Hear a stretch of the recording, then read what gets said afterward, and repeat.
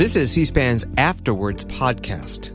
This week, former NASA Deputy Administrator Lori Garver discusses her book, Escaping Gravity, My Quest to Transform NASA and Launch a New Space Age. She provides a first-hand account of the efforts to modernize NASA and expand space exploration.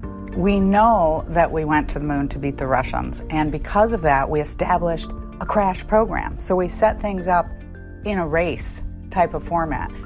And that meant we were pouring money in to do things one time, and that didn't build a sustainable program. She's interviewed by Washington Post space reporter Christian Davenport.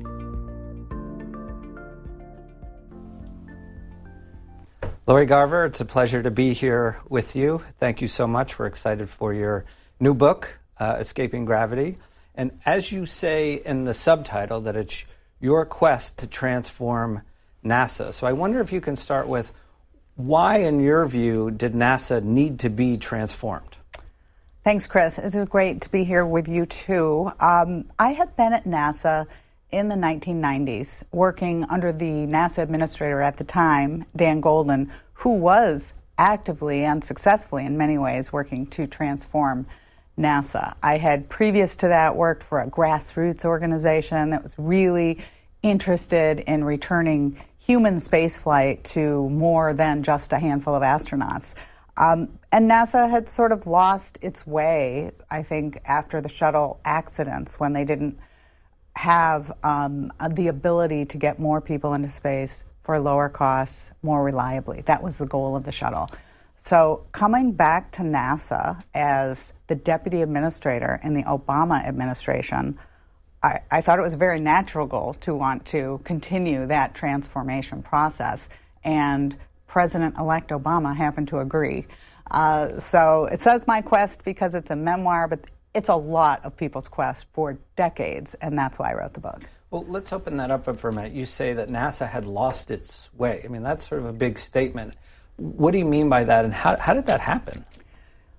You know, we're talking primarily here about human spaceflight at NASA. Many, many things at NASA go very well. And in fact, human spaceflight has, in some sense, been hugely important and transformational even since Apollo. But the shuttle was supposed to reduce the cost and increase the reliability of human space transportation, and it had not. We had only flown a couple of hundred astronauts since Apollo in the 30 years since, and we had lost 2 crews, 14 people, in a system that was clearly never going to be reliable because of its design, and it was never going to be cheap. So when I got out of college, we were going to be sending people back to the moon and onto Mars within decades. At the end of Apollo, they said we could land on Mars in 1984. Now, that may have not ever been possible, but I think most people agree that human spaceflight post-1972, with our last steps on the moon, had not created the advancements and progress that most people envisioned, and certainly that the agency had intended to. So what were the main problems there? Is it that there wasn't, like during Apollo, sort of a Cold War adversary like the Soviet Union? Is it Congress, military-industrial complex? I mean, what were the sort of problems holding NASA back, do you think? Those are all parts of it. And we know that we went to the moon to beat the Russians. And because of that, we established a crash program. So we set things up in a race type of format. And that meant we were pouring money in to do things one time. And that didn't build a sustainable program. Not a fault of NASA's, because they were asked to win the race, and they achieved that amazing accomplishment. But it did not create an environment where you could do things in a way that left a more sustainable, less costly program. And in fact, it gave us the reverse incentives. Companies and Congress, who had developed capabilities, people in their districts, infrastructure, needed to or were incentivized to use those very facilities, which were much overbuilt for the mission of the shuttle, which was to reduce the cost of space transportation.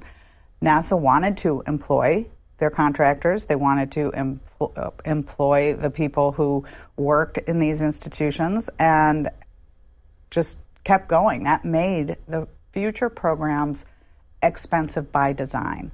Instead of doing things like we had in aviation, where the private sector really drove the innovation and the government did assist with both technology advancements as well as this sort of anchor tenancy as we know it today, which we ultimately have been doing for human spaceflight. But in the early days, it was called the Kelly Airmail Act. The government just paid the airlines to carry the mail. And that allowed the airlines to invest in the capability because they had a customer. And once they had that customer, they could go find more. Space transportation launches a lot more than just government payloads and people. And yet we had not found a way to really leverage the government's investment to expand the market. And that's the transformation that is allowing us, I think, to make that change today.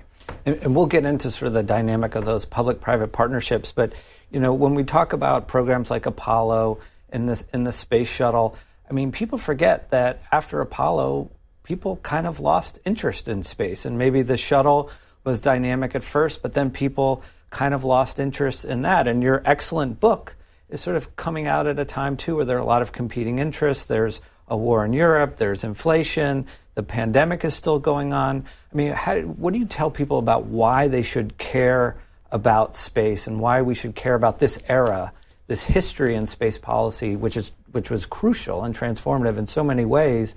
But why is that, in your view, important?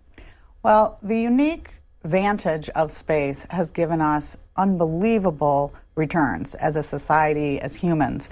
We first went to space in the 50s, but what we gained as far as instantaneous communications and even looking back at our home planet has allowed us to completely change our perspective and learn new knowledge.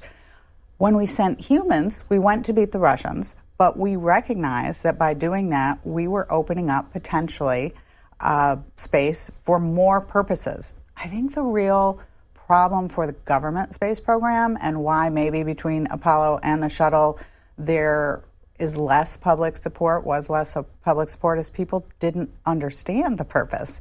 We knew in Apollo the purpose.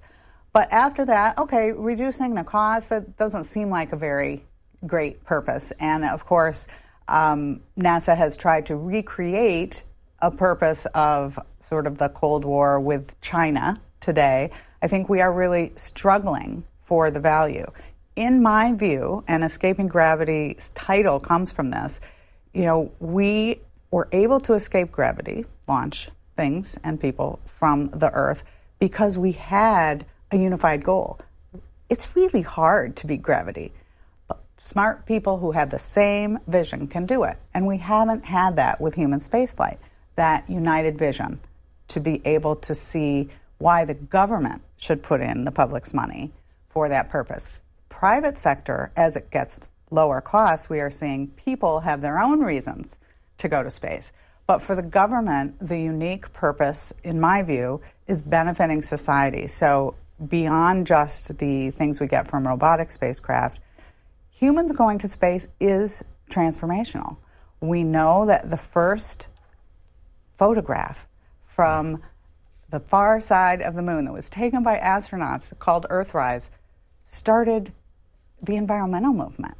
Lots of pictures have been taken from space of the Earth, but not by a human. We go with our astronauts when they go to space, and I believe there is plenty of wonderful robotic things to do as well.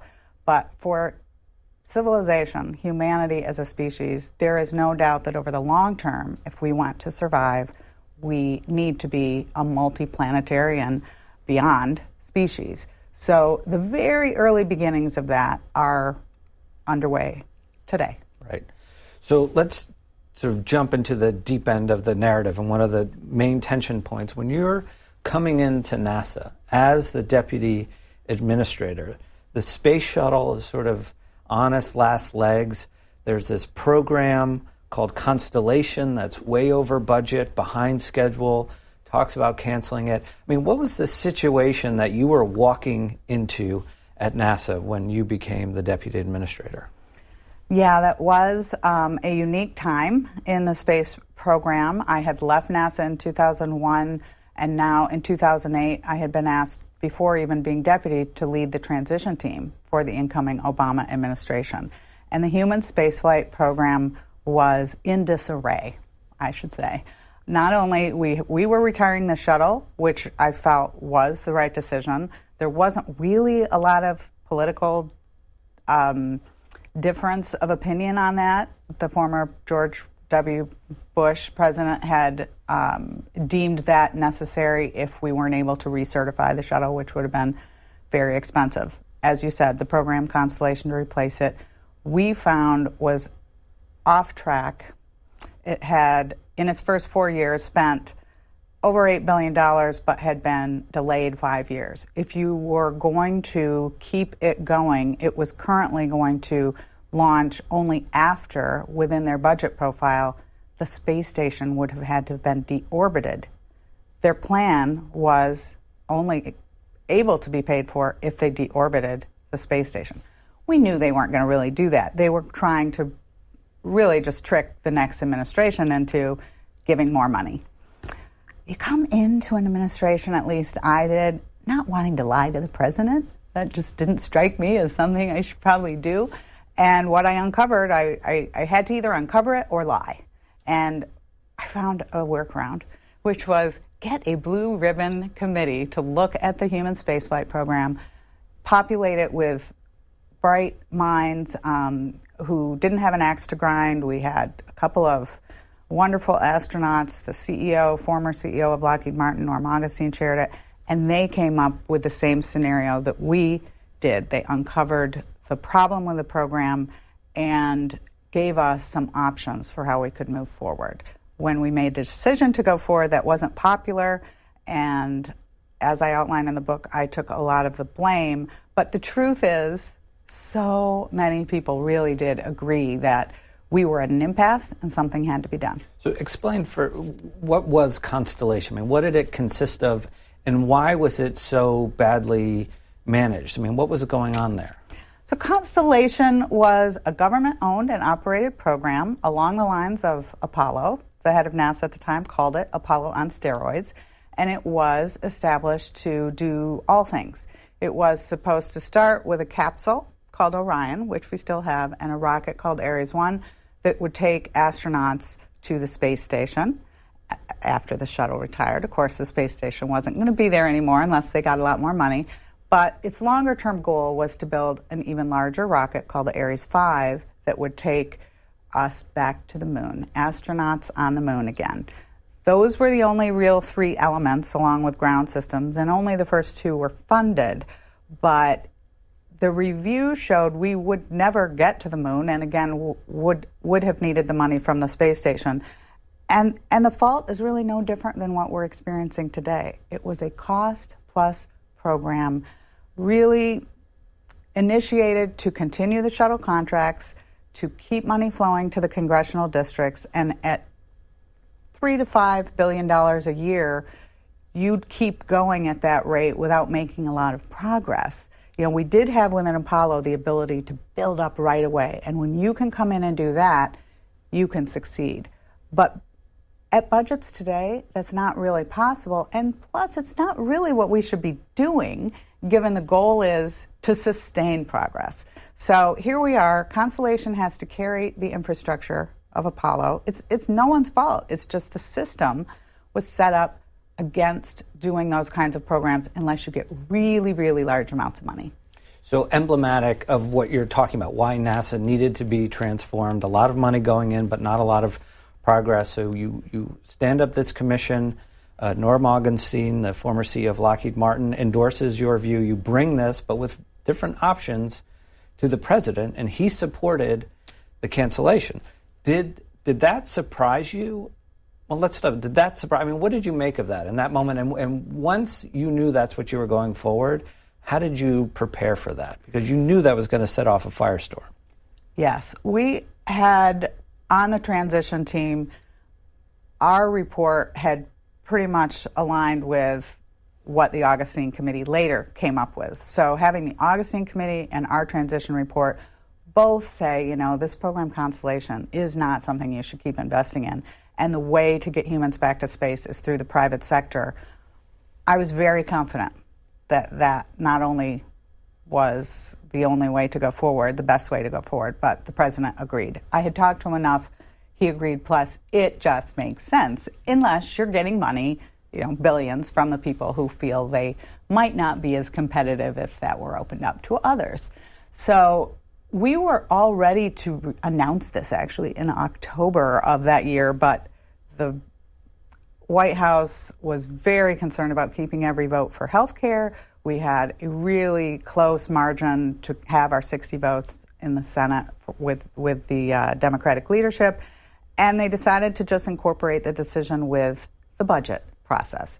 Well, that meant we had to involve many more people, which in a way was a good thing because it meant the National Economic Council got involved, and certainly the Office of Science and Technology Policy, OMB, but NASA didn't want to do it. And the budget process has to go through the administration, but the agency prepares the budget. The budget the agency prepared kept Constellation. It didn't add commercial crew. I tried to get them to change. My boss at the time, the head of NASA, Charlie Bolden, was just ready to do what the NASA people wanted to do and wasn't really listening in meetings with the White House.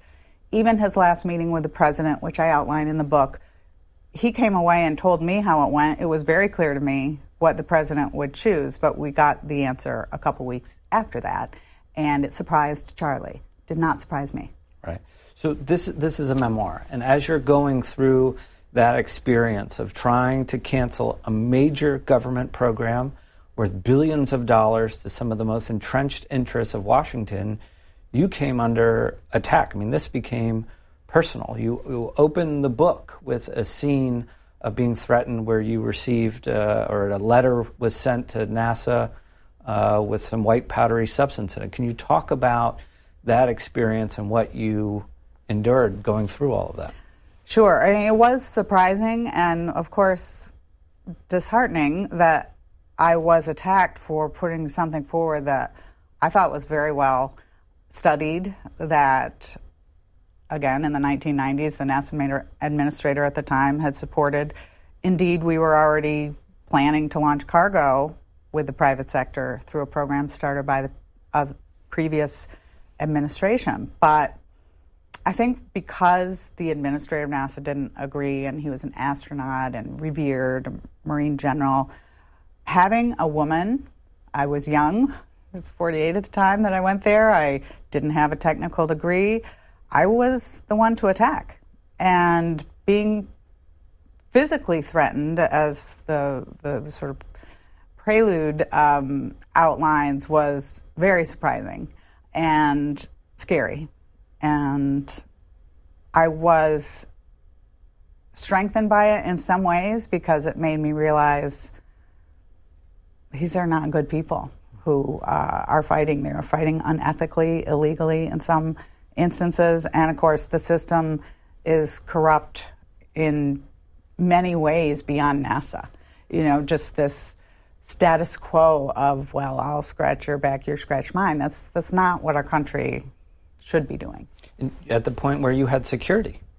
NASA security was alerted a few times to threats that somehow, they would never tell me details, but somehow were credible enough that I would have a security detail even walk me to my car in the NASA garage. That was the hardest because it was sort of like the calls coming from inside the house. Like, these were people I hoped to lead to a better future and who I knew had been frustrated, but they also were very bought into the current programs. And lots of lies and ugliness were spread, and therefore people considered maybe if they got rid of me, they could get rid of the problem and go back to how things were, where we spent a lot of money and didn't go anywhere. Right. Well, you mentioned Charlie Bolden, who during this time was the NASA administrator, former astronaut, Marine Corps general, sort of beloved in the space community, the aerospace community, and just sort of generally.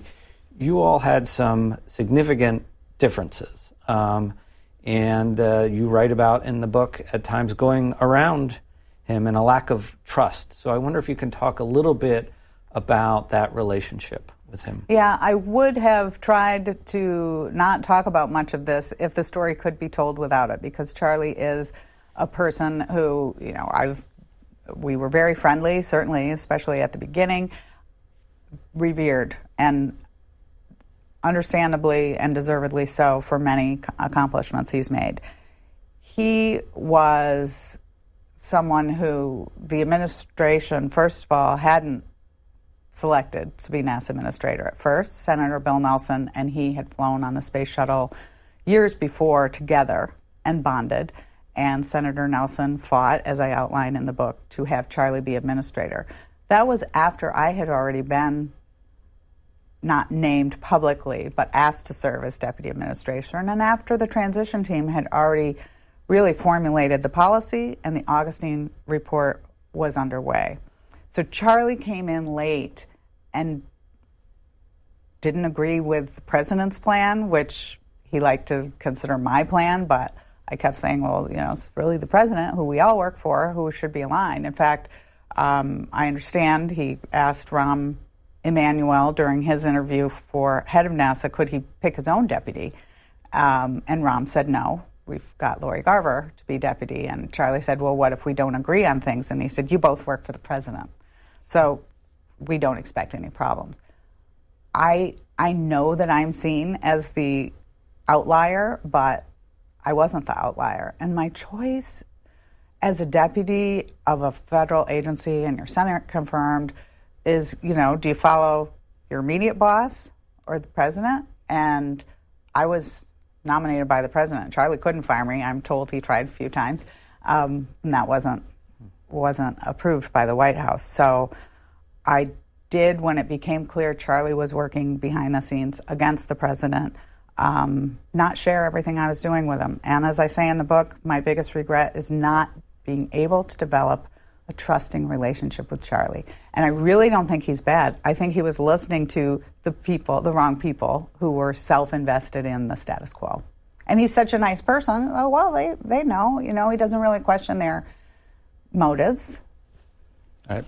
So you come perhaps from a different background than the sort of traditional NASA astronaut.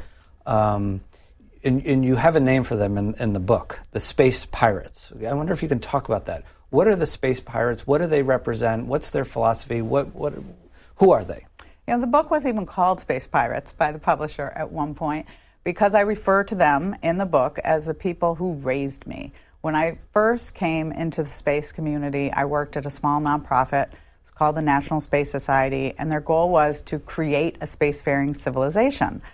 Again, post-Apollo, thinking, well, we thought space was going to be open to more of us than a handful of astronauts, and the way to do that is expand beyond just government-owned and operated programs. Seemed very logical to me. But it didn't seem logical to the people getting the billions. So I refer to them as pirates because they are controversial. They are depicted throughout science fiction in many ways, sometimes as those who are mining asteroids, where maybe the property rights aren't exactly known yet, like pirates might. And it just so happened that a couple of years ago, when the Trump administration started the Space Force, Senator Ted Cruz, in a hearing, said, we need a Space Force because just like on the high seas, you can run into pirates. We might run into pirates in space. Well, Elon Musk immediately just tweeted a pirate flag, and it sort of stuck with a lot of us, and you have to call them something in the book to not keep describing them every time. So they don't really call themselves space pirates, but I identify them as such, and so far I think they like it. But at the time of the book, they're somewhat maybe on the fringes. Do you think they've become more mainstream now? Well, most people now who are looking at this feel that I'm referring to Elon Musk and Jeff Bezos as the space pirates. Right. Well, sure, they're latecomers, but the early space pirates, I think, are very much, they're starting companies, they're being successful. They were doing this in the 80s and 90s, but the technologies hadn't advanced yet, the markets, the money, all the things you need, along with the policies, which I did help drive, Those space pirates, I think we're merging the lines now in a lot of ways between traditionalists and sometimes they like to call themselves new space. I don't like to call them new space because then you have old space and no one wants to be old space. So we really have, I think, in front of us a future that nearly everyone knows requires it all. Right. So, all right, you mentioned this earlier. Let's talk about the Commercial Crew Program and what that was. I mean, this is a controversial, at the time, even considered maybe radical program that started with trusting the private sector. Okay, you can fly cargo supplies to the International Space Station, but NASA was going to say, you're not going to fly our most precious resource, our astronauts, and now allowing the private sector to fly NASA's astronauts. I mean, that is a big deal. I mean, so to talk about how that sort of, the history of that, the reluctance to move forward with it, and how you ultimately overcame that. Well, the Commercial Crew Program is certainly the thing that I am most known for and probably most proud of as well. But it didn't start with me. It started, as I mentioned, in the 1990s with Dan Golden trying to replace the shuttle with private sector.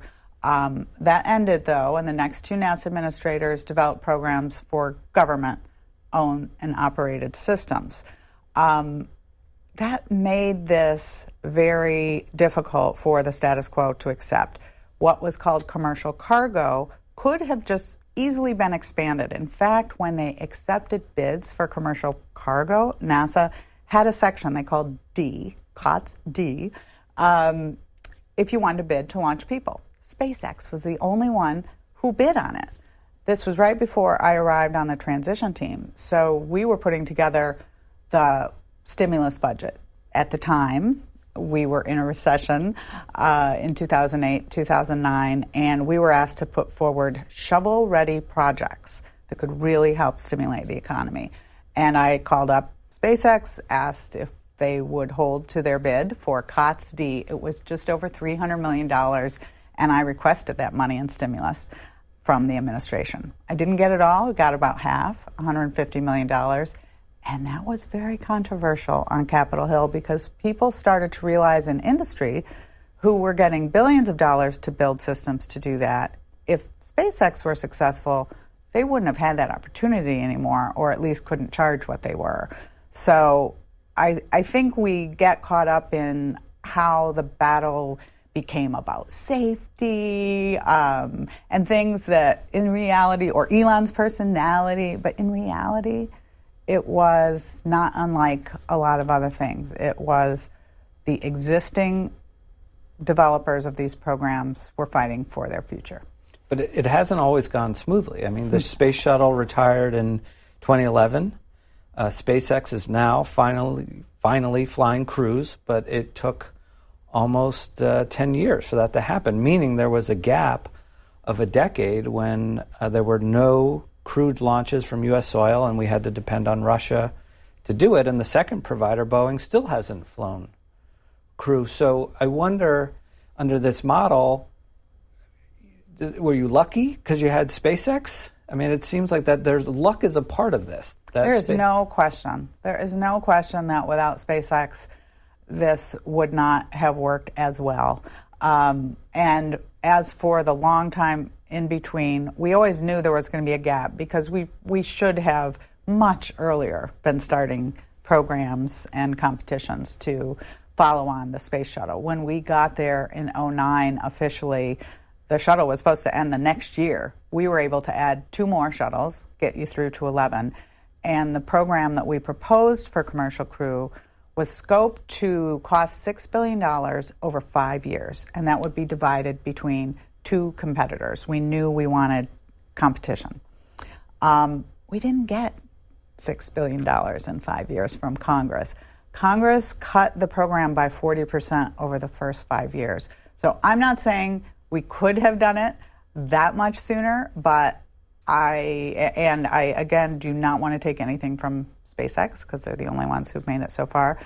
But there were other bidders.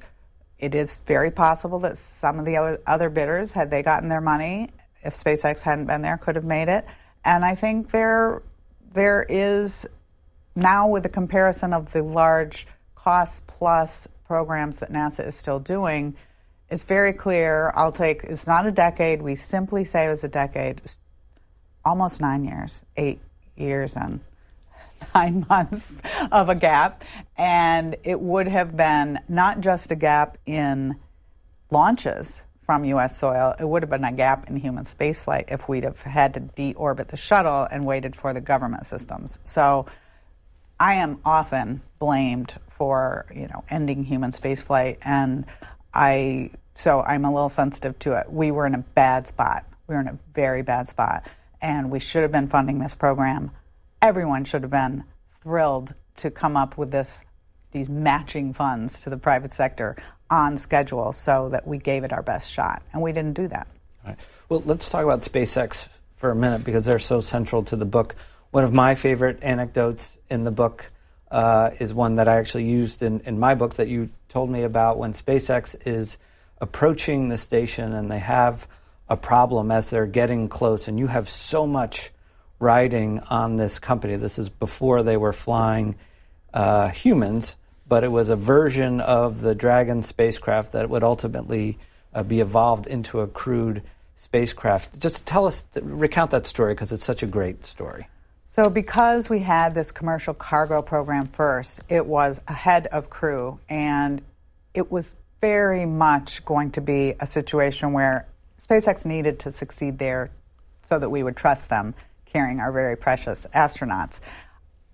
SpaceX had, of course, failures, delays, as had their competitor, Northrop Grumman, then Orbital Sciences. And this launch was supposed to be docking to the space station, as you said. The Dragon capsule lost a couple thrusters after a successful launch and wasn't going to be able to dock.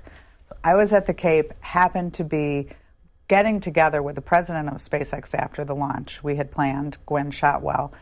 But with this problem, she said, I'm in the ops center, we got to work this. We had less than an hour, I believe, to work the system, or the docking was not going to be successful. Each one of these would have been, I thought, a pretty big delay to crew being allowed to dock.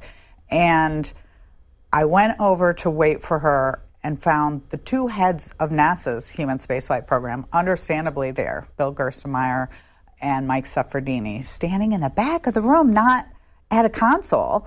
And I wanted to get out of the way, had nothing to contribute technically, and asked them what they were doing in the back, and they were just watching SpaceX work through this problem and trying to solve the problem.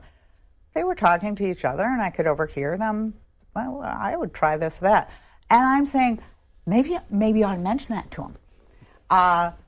These gentlemen are just, no, we think they should work this out themselves. What happened was SpaceX figured it out in the nick of time, and what I relay this as a moment when I really saw NASA embrace SpaceX, the private sector, this way of doing business, all important things. And these were two of the guys who had been somewhat opposed to having astronauts be transported commercially. They were already well into the cargo mission.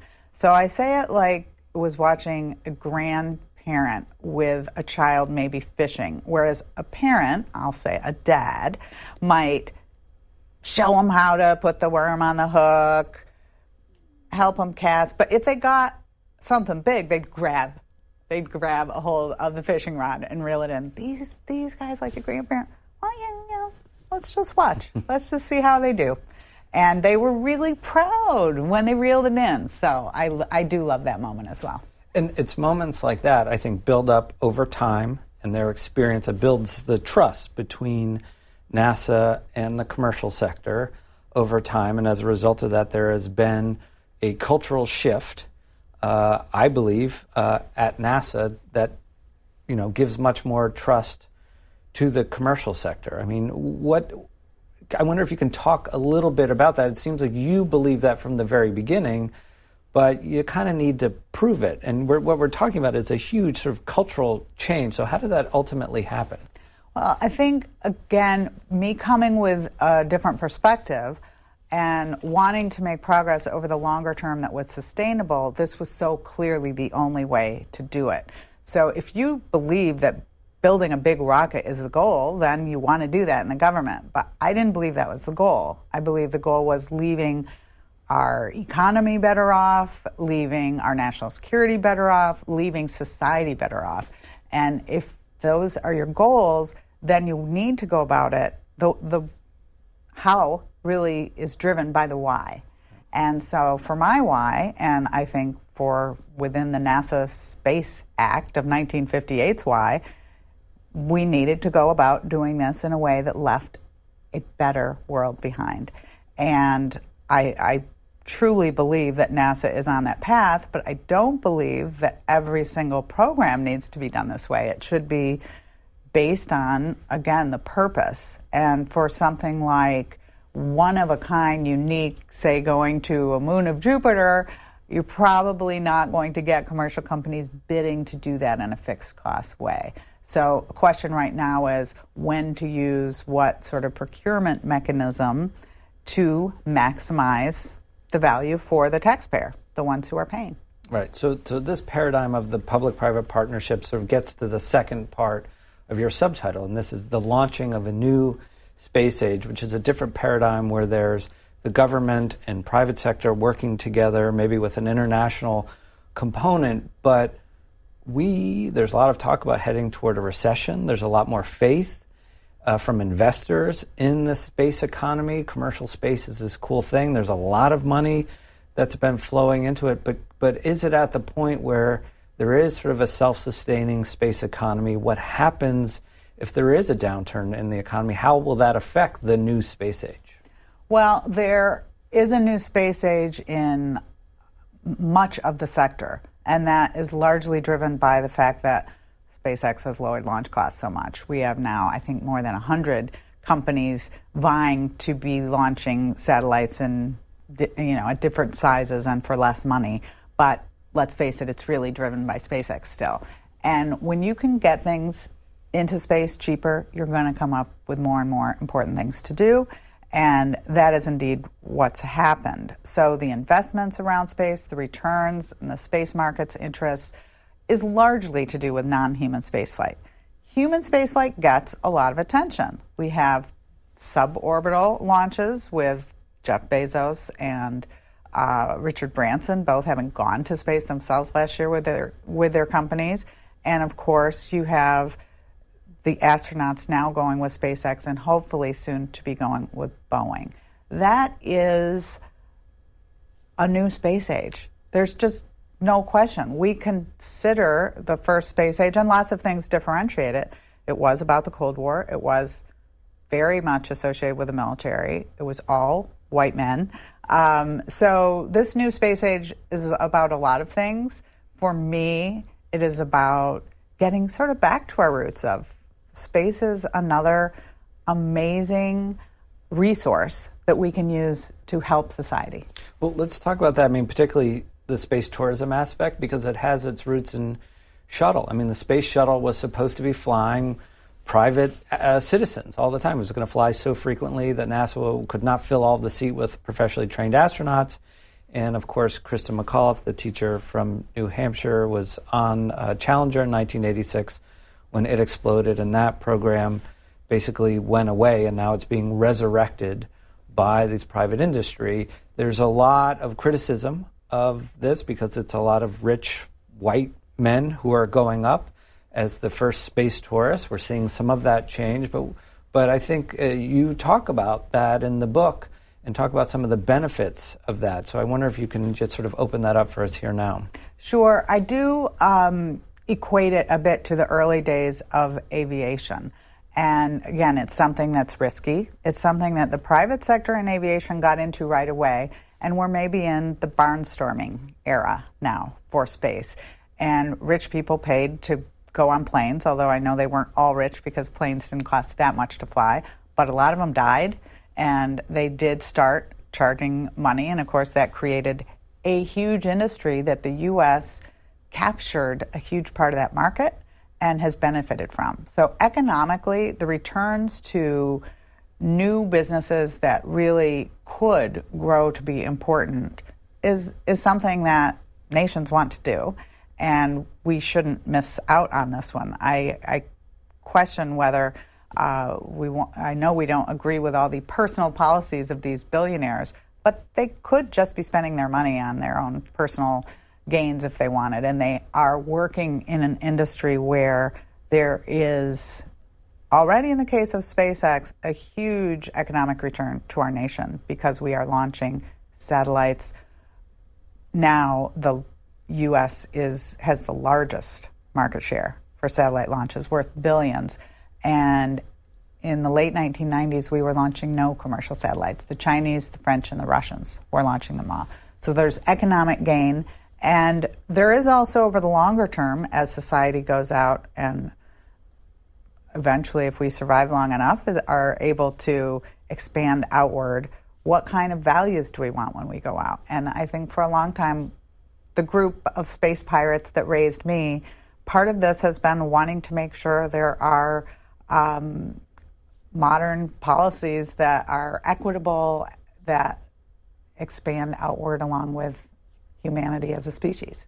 So you talk about the economic benefits of it. Aren't there also some social aspects to it? There have only been about 600 or so people who have been to space. I mean, you've talked to a lot of astronauts. You know, they talk about the transformative experience. Do you think there are any benefits of just having more people from different backgrounds go to space? I mean, what are those? We talk about that a lot, and within the space community, as you know, there's this thing called the overview effect that Frank White wrote about many years ago. I know Frank, and it's a fabulous thing. And it was always surprising to me how astronauts were overwhelmed upon their return about seeing the Earth from space, and they changed their perspective about the environment and about working across borders because there were no lines on the map.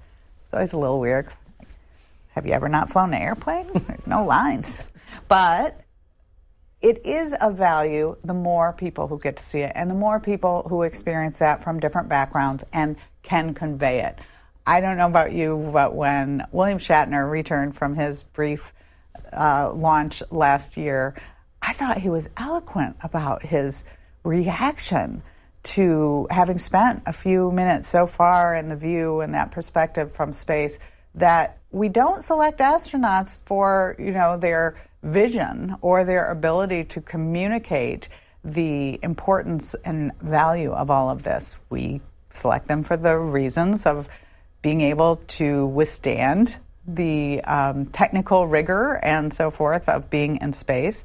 And so more people going, poets, artists, journalists, perhaps, teachers. I mean, it is ironic that NASA sort of drove early on this recognition that there were people, non-astronauts, who could contribute by going to space, but really hunkered down. I mean, the Challenger accident with the teacher in space on board was a deep, deep wound at the agency, and then Columbia coming again just made it clear we weren't going to be flying many more astronauts, much less non-astronauts.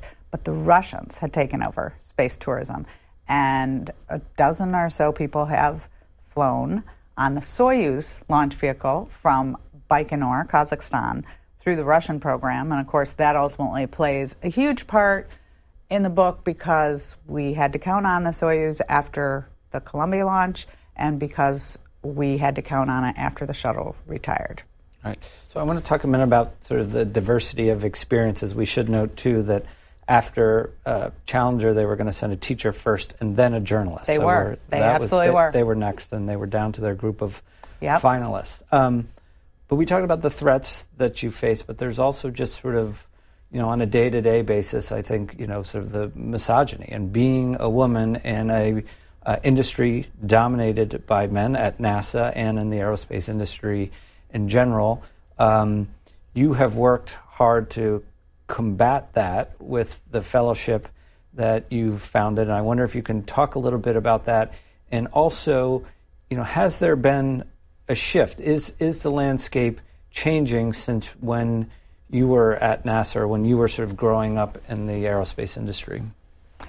Growing up in the aerospace industry in the 80s and 90s, there were very few women, But I felt I was fairly treated. I was on the NASA Advisory Council under Dan Golden in the mid-1990s.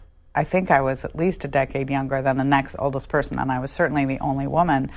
But of course, there was a lot of old school objectification, sexual harassment, and just, both micro and macro inequities that we experienced. And there were few of us, but we bonded and we started groups. And it was really when I got to be more senior in my career and I was responsible for making decisions that I got the most pushback, because I think men and all of us really are not accustomed to taking direction from a woman. Now, men always come back and, I listen to my wife. Like, that's the dynamic, it's not because you're a woman. I love my wife. I love my secretary. Like, yeah, but why don't we have a woman president? Why don't we have very many female CEOs?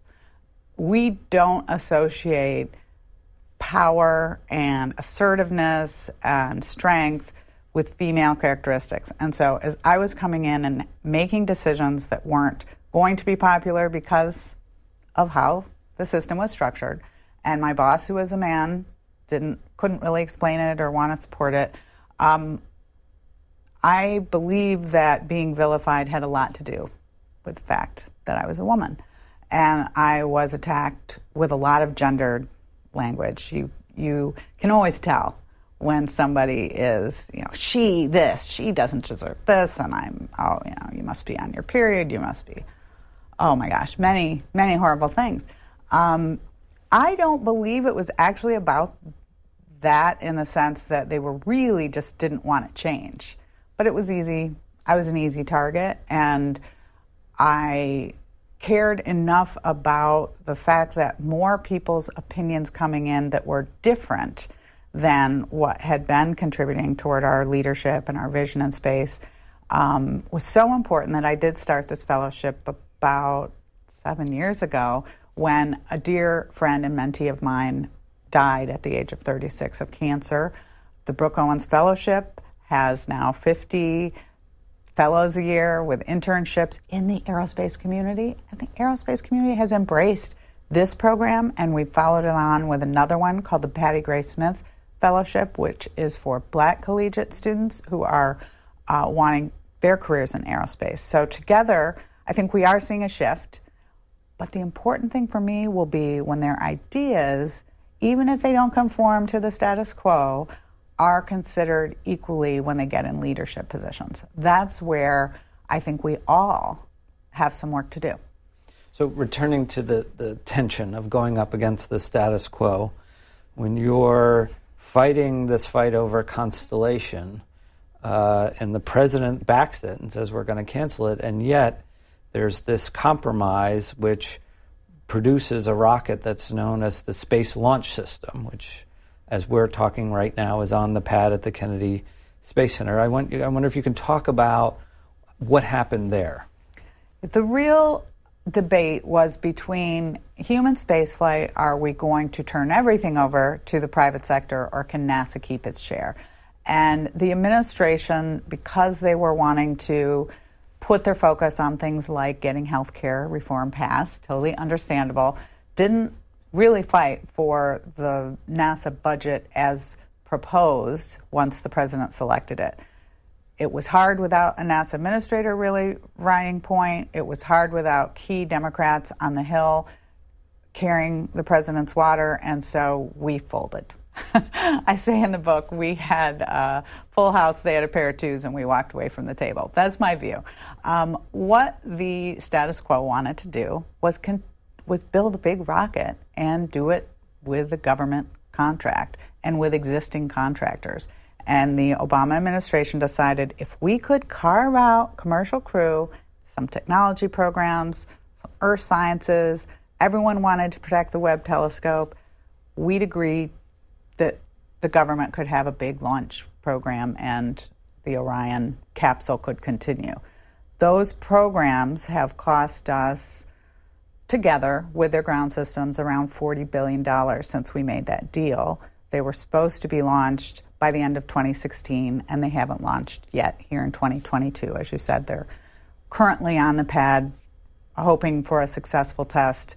They will then go back to the hangar, come back out for a launch, first test flight, no people on board, August at the earliest. That is in comparison, after $40 billion, to Commercial Crew, which we have flown now 5 crews to the space station, and SpaceX got $2.5 billion. And private citizens.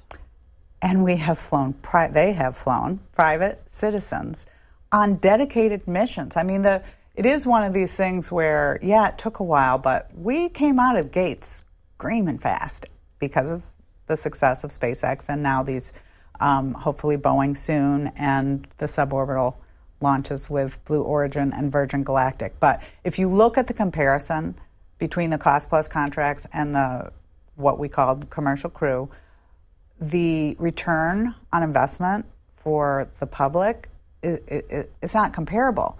Since then, the private sector, SpaceX and Blue Origin, have invested their own money in big launch vehicles. So those aren't comparable vehicles. SLS Orion, much bigger, going to be able to take more payload farther away. But SpaceX and Blue Origin have vehicles, SpaceX flying, one of them, the Falcon Heavy, that can go almost as heavy a payload to low Earth orbit as will be in this vehicle that costs $40 billion. I mean, that's just is very frustrating for me because we didn't have to do it. That was something that in 2010, 2011, when this deal was made, it was obvious. It was obvious that wasn't what we should be doing with that money. And it's hurtful because tens of thousands of people have dedicated their lives and careers to doing it, and it's not their fault. Of course, it's exciting. They've built a big rocket, but it doesn't leave you behind anything that's sustainable. The NASA IG says each launch will cost $4 billion. That's in addition to the 40 we've already invested. If taking aside the sunk costs, you can launch on a Falcon Heavy for around $150 million. It's not human rated, but if we had put a program together to follow on Commercial Crew that allowed the private sector to partner to build bigger, heavier vehicles, there's no doubt that would have been more successful. NASA could have taken those tax dollars and invested in the things that we really need to be expanding the horizons of people and leading like we did in the 1960s. So there's a lot in this book. There's, for space fans, a lot of great adventure and space stuff and space policy. It is a glimpse into how Washington works, entrenched interests, politics, and I think it could be taught in a business school as well. And of course, it's your story. It's a memoir, of finding your way or combating all of those entrenched interests in a male-dominated sphere. But what do you want people to take away from the book? I think the takeaway, and the reason I wrote it, is because we have the ability, and right now I am very, as are nearly everyone on the planet, aware that our own past inventions are creating a situation that can make the Earth uninhabitable in the future. And with climate change, about 80% of what we know about what's happening to our planet has come from the space program. There are incredibly valuable things to do with our space program. And oftentimes we see the billionaires saying, well, we're doing this to get people off the planet to save Earth.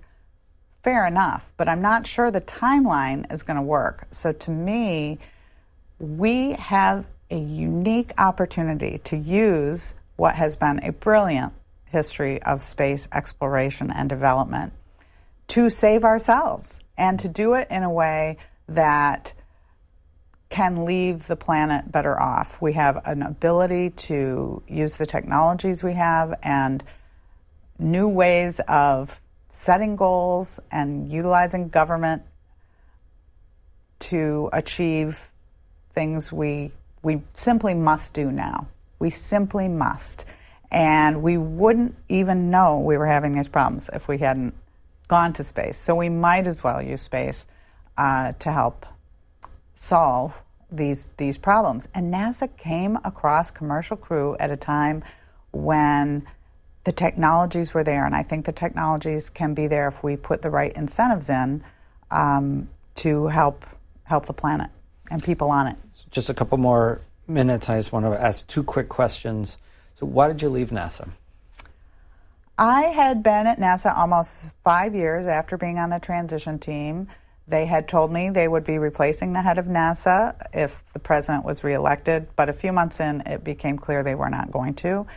Charlie and I, again, we got along, but it wasn't very fair of me to be there continually, being seen at least as opposing his policies. And I wasn't looking, but I got a cold call from a headhunter looking for a game changer to run a major aerospace association. And I knew I wouldn't leave NASA to go to industry or anything like that.